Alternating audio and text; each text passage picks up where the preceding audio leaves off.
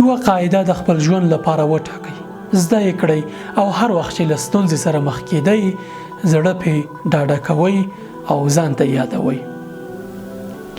چا چې الله تعالی یاد کړ هر څه به ترې وډارېږي، خو چا چې الله تعالی یاد نه کړ له هر څه به وډار شي. الله تعالی به له هر څه وډاروي.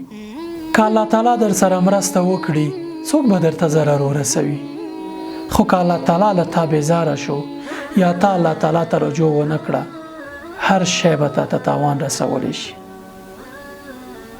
ځکه هر څه د الله تعالی په واک کې دي. کله چې تا الله تعالی ته رجوع کوي هر څه به ستا درناوی کوي، خو کله چې الله تعالی له تا بیزاره وي هر څه به تا ته تاوان رسوي، ځکه دا هر څه د الله تعالی په واک کې دي. که د انسان ته رجوع وکړه انسان ته هیڅ ګټه نشي رسولی، نسبي ګټه به وي خو د الله تعالی په خوښه به وي، خو که الله تعالی در سره وي هیڅوک تا ته ضرر نشي رسولی. السلام علیکم ورحمة الله وبرکاته.